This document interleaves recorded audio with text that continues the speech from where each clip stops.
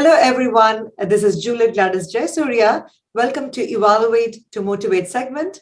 In this segment, we will be talking to champion evaluators to learn from them the art of evaluation.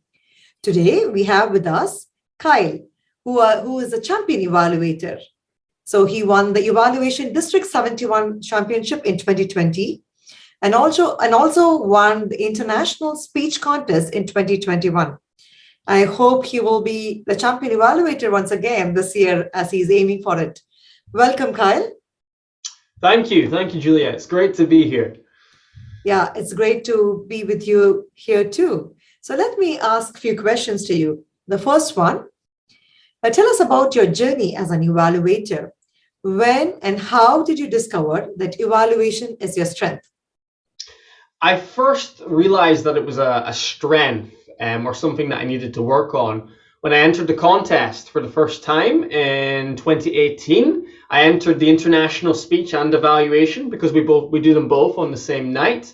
And I put a lot of work into the international speech and zero into the evaluation. And I lost the international speech, but won the evaluation. So I realized, wow, if I can actually win, and I hadn't done any prep beforehand, imagine if I actually worked on this. I could become better at this. I could really deliver evaluations which impact speakers and encourage them and inspire them to improve. So that is really the moment I realized I had a little bit of a strength for evaluation. And then it was just about refining my skills from there and learning through failures, through victories, learning what works and learning what doesn't. That's part of the journey to becoming a champion. That's very true, Kyle. Failure is a stepping stone of success, and we always learn from our own failures. Having said that, what are the strategies to be adopted to open an evaluation speech? I like to treat evaluations like speeches. In other words, I like to create a hook at the start of my evaluation instead of just going straight into what the speaker did well.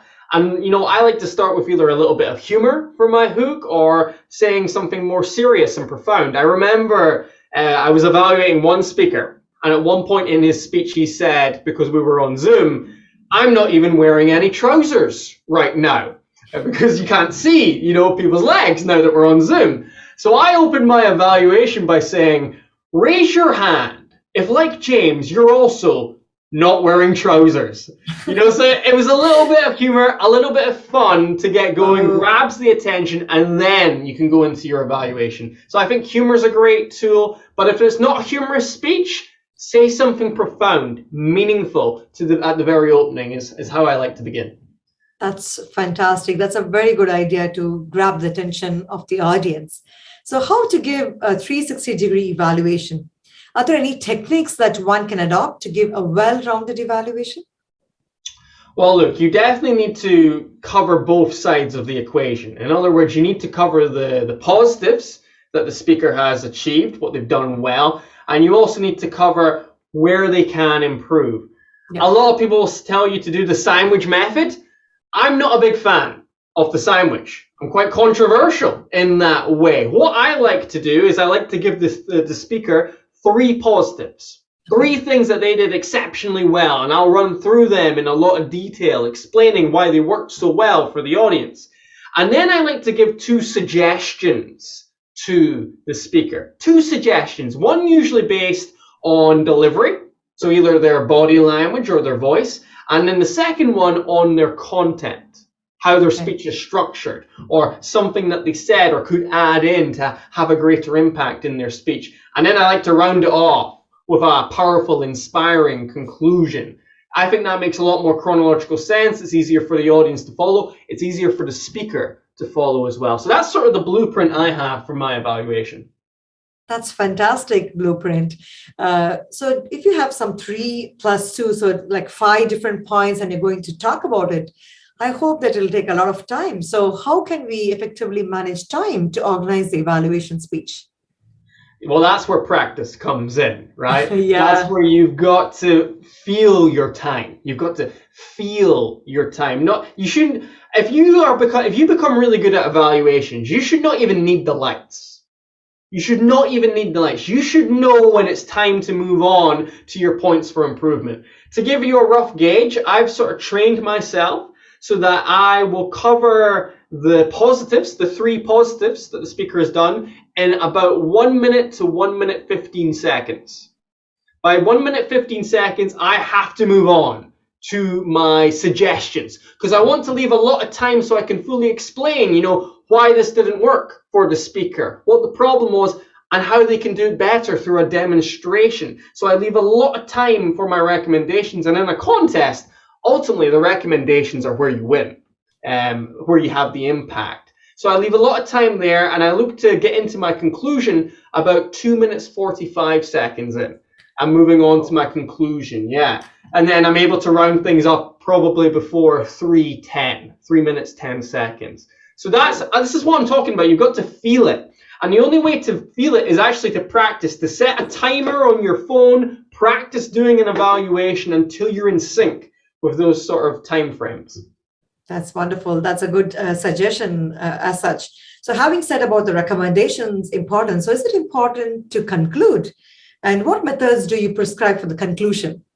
Yeah, the concluding is really important, especially if you're competing as well. It's about 15 points on the form, but it's good to just round things up and summarize, even if you're not competing. And the key here is do not include any new information.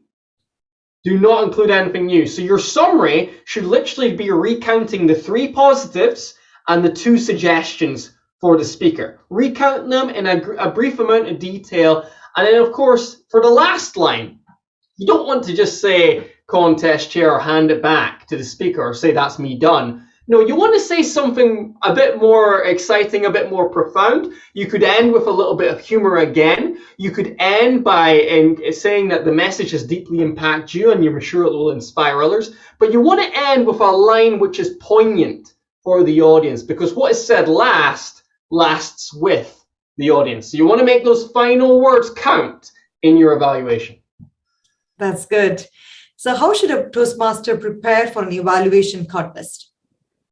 Well, for the evaluation contest, in terms of prep, I think you should be practicing evaluations before contest day. Like I say, starting to feel the timing, starting to feel your own process, your own techniques for note-taking as well.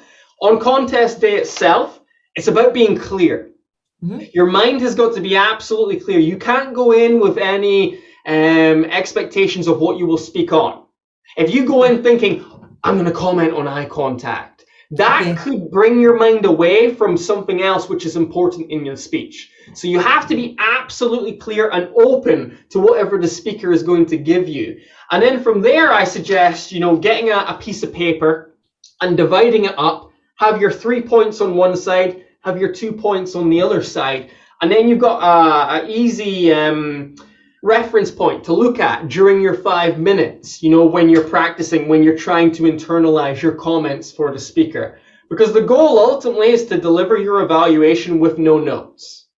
That's right. That looks so much more professional and so much more impactful. So note-taking is really important when it comes to evaluating, and only you will find your own process to doing that effectively. Yeah, that's true. So as a champion evaluator, what is your advice to the new Toastmasters to prepare themselves for the evaluation contest? Yeah, I think, of course, you've got to enter, but what you've really got to do is make sure that your suggestions are strong, really strong. And the way you make a strong suggestion is by demonstrating. So let's say, Juliet, you're doing a speech and I'm your evaluator. And for whatever reason, I don't feel that your opening is as impactful as it could be, okay? Me just saying, Juliet, your opening wasn't very impactful, you should change that, is not good enough. I need to give you a clear idea of what you can do to make that better. So I have to say, Juliet, you could say this in your opening, right? Actually give an example of what you could say, so then you've got a clear idea. So you've got to demonstrate, you've got to show them the example, right? Show rather than tell, right? Show rather than tell. Give them that example so it's crystal clear what the speaker should do going forward, and clear for the judges what you're recommending to the speaker as well. Yeah, that's fantastic. It's always good to tell and show, Yes. So you tell what is it, and then you also show how to do it much better. Yeah. It will give a clear idea. I think that's a fantastic idea as well, Kyle. And thank you so much for your valuable time and the knowledge you have shared with us today. and hope this will really help all the budding evaluators in the Toastmasters journey. So thank you, Kyle, once again. My pleasure. Great to be here, and I hope that helped today. Yeah, sure, it would help. And thank you, everyone. And this is Juliet signing off.